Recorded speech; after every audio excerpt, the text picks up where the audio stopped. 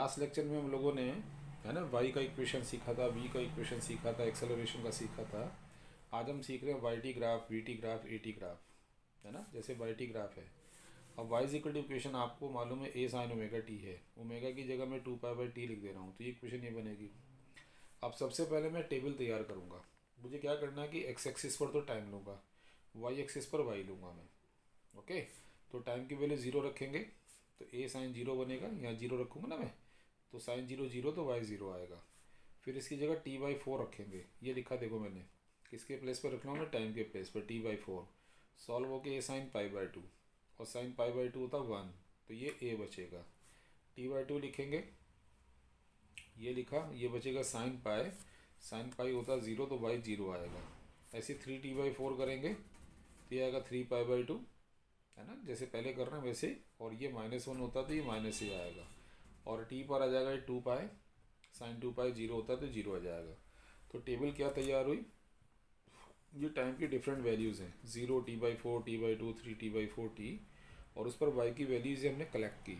अब मैं यहाँ से लोकेट कर रहा हूँ, देखो इस एक्सिस पर वाई लिया मैंने, इस एक्सिस पर टी, और मैंने क्या किया, वाई में मैं देख रहा हूँ मैक्सिमम वैल्यू ए आ रही है, तो मैंने 2 सेंटीमीटर पर या 3 सेंटीमीटर पर ये 2 निशान लगा दिए बराबर डिस्टेंस पर, है ना।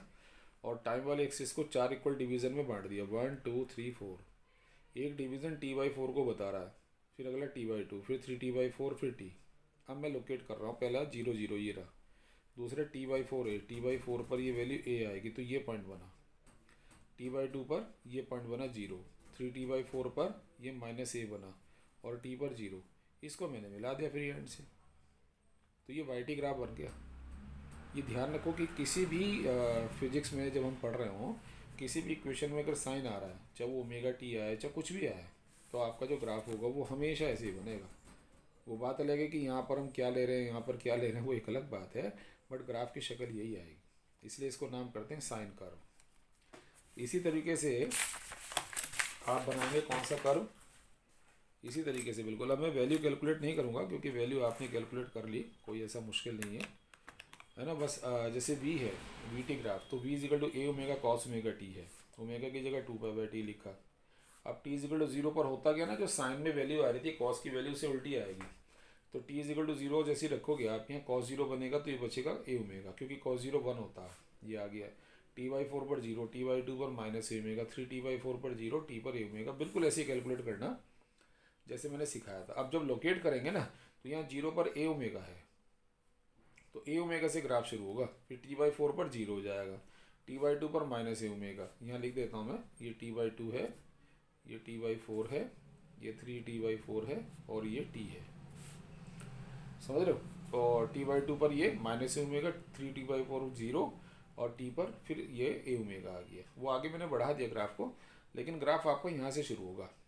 तो साइन में ना, कोसाइन में ये डिफरेंस होता है कि साइन कर्व जो होता है वो 0 से स्टार्ट होता है, और कोसाइन कर्व मैक्सिमम से स्टार्ट होता है। इसी तरह से जब मैं ए टी ग्राफ ड्रॉ करूँगा, उसका इक्वेशन है -ω² ए साइन ओमेगा टी, है ना। ये साइन वाली बात आ गई, तो टेबल में बिल्कुल वाई वाली इक्वेशन आएगी। बस पता क्या होगा, जहाँ ए आ रहा था वहाँ ω² ए आएगा, तो 0, t/4 पर ये -ω² ए आ जाएगा, t/2 पे 0, ऐसे आ जाएगी वैल्यू।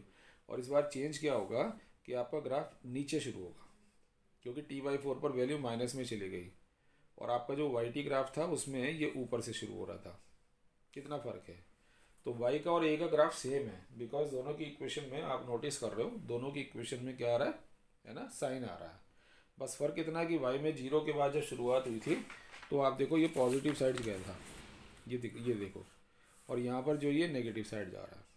क्यों जा रहा है ऐसा, आपको मालूम है, इसकी टेबल में t/4 पर वैल्यू a थी, और यहाँ पर जो t/4 पर वैल्यू -ω² है। अब इसको लेकर इन्होंने क्वेश्चन बना दिया कि find the phase difference between Y and V, Y and A, V and A, इनके बीच में फेस डिफरेंस निकालो। तो जैसे हम पहला फेस डिफरेंस निकाल रहे हैं, y equal to a sine omega T है, ये रहा उसका phase omega t, v equal to a omega cos omega T है, तो हमें लगेगा शायद ये इसका फेस है, तो हम सोच तो सही रहे, बट एक अंतर है कि यहाँ पर साइन है, यहाँ पर कॉस है, ये दोनों सेम होने चाहिए। तो मैं इसको चेंज कर रहा हूँ, ए ओमेगा साइन, इसको लिख रहा हूँ π/2 + थीटा, और नेक्स्ट लाइन में ओमेगा टी प्लस π/2 लिख दे रहा हूँ। अब मैं लिखता हूँ फेस वाई का कितना ओमेगा टी, और वी का फेस कितना है ओमेगा टी प्लस π/2। देख रहे हैं, ये रहा omega T plus pi by to, और दोनों में डिफरेंस कितना आ गया, पाई बाई टू का आ गया। ऐसे ही जब मैं y के साथ a को चेक करता हूँ, a साइन ओमेगा टी है और a is equal to minus A omega square sine omega T है। अब यहाँ आप कहोगे सर ये भी साइन ओमेगा टी, ये भी साइन ओमेगा टी, दोनों का फेस ओमेगा टी आ गया। नहीं, यहाँ माइनस है, इसको बिल्कुल इसके जैसा बनाओ, ओमेगा स्क्वायर है, ये माइनस कहाँ दे यार, वो देखो मैं sine pi plus theta, we know that sine pi plus theta minus sine theta होता, तो वो माइनस यहाँ से हटा के पाई में ले गया मैं, और इसको नेक्स्ट लाइन में मैंने ओमेगा टी प्लस पाई लिख दिया।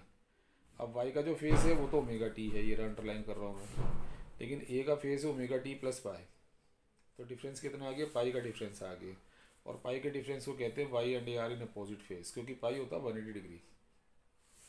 ऐसी वाई का ए के साथ निकालूंगा, ए ओमेगा कॉस ओमेगा टी है, इसको साइन में कन्वर्ट करूंगा पाई बाई टू करके, और ये माइनस ए omega square sine omega T है, इसको उसी तरह से ओमेगा टी प्लस पाई लिखेंगे जैसे अभी सिखाया। तो v का जो फेस है omega T plus pi by to है, a का ओमेगा टी प्लस पाई है, दोनों में डिफरेंस देखूंगा तो पाई बाई टू का आ जाएगा।